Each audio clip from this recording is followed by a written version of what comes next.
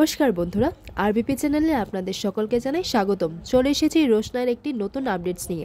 আজকের পর্বে শুরুতেই আপনারা দেখতে পাবেন রোশনাই আরণ্যককে বলে, এটা আপনি কি করছেন, সবাই দেখছে। এরপর আরণ্যক বলে, সবাই দেখুক, আর তাতে কি হয়েছে, আমি তো শুধু তোমাকে টিপটাই পড়িয়েছি, বাকি সবাইকেও পড়িয়েছি আর তোমাকে পড়িয়ে দিলাম। তখন রোশনাই বলে, বাকি সবাইকে পড়াতে পারেন কিন্তু আপনি আমাকে পড়াতে পারেন না। আরণ্যক বলে, আজকের এই টিপ পড়ানোটা আর আজকের এই দিনটা তোমার মনে যেন অক্ষয় হয়ে থাকে। আচ্ছা রোশনাই, তুমি আমাকে টিপ পড়াবে না? এরপর রোশনাই বলে না। তখন রোশনাই সেখান থেকে চলে যায়। এরপর গরিমা এসে বলে, তুমি রোশনাইকে টিপ পড়ালে তাই তো?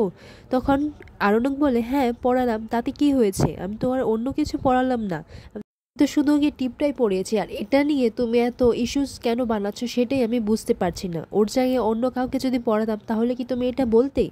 পর দেখা যায় তিনি যখন গান গাওয়ার কথা বলে তখন আরণ্যকের বাবা বলে, আচ্ছা তোকেও গান গাইতে হবে? তখন জেঠুমণি বলে, আচ্ছা ও তো সবসময় গান গায় না, আর আজকে যেহেতু ও সবার সামনে গানটা গাইতে চেয়েছে, তা বাবলু ওকে গানটা গাইতে দে না। তো আর সবসময় গান গায় না, সবসময় তো ঘরের মধ্যেই থাকে, আজ যেহেতু চাইছে গাইতে তাহলে ওকে গাইতে দে। পর তিনি বলে, আচ্ছা আমি গান গাইবো আর রোশনাইকে কিন্তু নাচতে হবে। তখন রোশনাই বলে, না না আমি নাচবো না, তুমি গান গাও। তখন তিনি বলে, যদি রোশনাই না নাচে তাহলে কিন্তু আমি গান গাইবো না। এরপর আরণ্যক বলে, আচ্ছা ঠিক আছে, তুমি গানটা শুরু করো, রোশনাই দেখবে নাচবে আর আমি ওকে বলবো নাচতে। এই সমস্ত কথা শুনে গরিমার একদমই ভালো লাগছিল না। এরপর আরণ্যক তিনিকে কথা দেয় যে রোশনাই নাচবে। পর তিনি যখন গানটা ধরলো তখন তিনি রোশনাইকে মাঝখানে নিয়ে দাঁড় করে দেয়। পর রোশনাই তিনির গানের তালে তালে সে একটি নৃত্য প্রদর্শন করে। আর শুধু তিনিই নয়, আরণ্যকও তিনির সাথে সুরে সুর মিলিয়ে সে গান গায়, আর দুজনের তালে তালেই রোশনাই এইদিকে নৃত্য প্রদর্শন করে সকলের সামনে। গান শেষ হওয়ার পর আরণ্যক তিনিকে একটি চকলেট দেয় এবং তিনি বলে, আচ্ছা তুই না বললি যে রোশনাইকেও একটা গিফট দিবি, তাহলে? এরপর আরণ্যক বলে, আচ্ছা ঠিক আছে, ও দিচ্ছি। এরপর আরণ্যক রোশনাইয়ের জন্য একটি চকলেট দিয়ে দেয়। তখন আর তিনিকে বলে, আচ্ছা তুমি কিন্তু মনে রেখো, আমি যেটা বলেছি সেটা কিন্তু ভুলবে না, কেমন? ওর জেঠিমণি সবাইকে প্রসাদ বিতরণ করে, আর অন্যদিকে দেখা যায় ছোটকা আর আরণ্যক আর বাকি সবাইরা ঠান্ডায় খেতে মেতে ওঠে। এদিকে দেখা যায় জাহ্নবী সুরঙ্গমার কথায় ওই ঠান্ডার মধ্যে কিছু একটা মেশাতে লাগে। সুরঙ্গমা বলেছিল যে ঠান্ডাটা এরকমভাবেই মেশাবে যাতে কেউ বুঝতে না পারে যে এটা অন্য কোথাও থেকে এসেছে, এমনভাবেই দেবে যেন সবাই এটাই মনে করে যে ও একই ঠান্ডায় খেয়েছে। এরপর জাহ্নবী রোশনাইকে সেই ঠান্ডাটা বানিয়ে দেয় আর রোশনাইকে বলে, আচ্ছা রোশনাই তুমি এখানে দাঁড়িয়ে আছো, এটা খাও।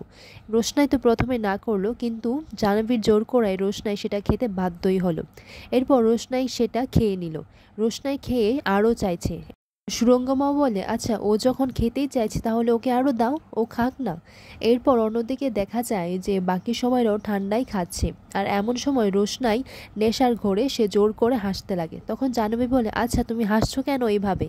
তখন রোশনাই বলে, সবাই তো পুতুলের মতো একবার এদিক থেকে ওদিক হাঁটাহাঁটি করছে। আরণ্যক আর গরিমাকে বলে, এই একটা পুতুল, এই একটা পুতুল, তোমাদের নাকি বিয়ে হবে? এরপর সুরঙ্গমা বলে, ওকে আরও দাও। তখন জাহ্নবী বলে, আরও দেবো? পর জাহ্নবী যখন রোশনাকে আরও ঠান্ডায় দিতে যায় তখন আরণ্যক মানা করে। আরণ্যক বলে, তুমি দেখছো না ম্যাডাম, ও তো পুরো আউট হয়ে যাচ্ছে।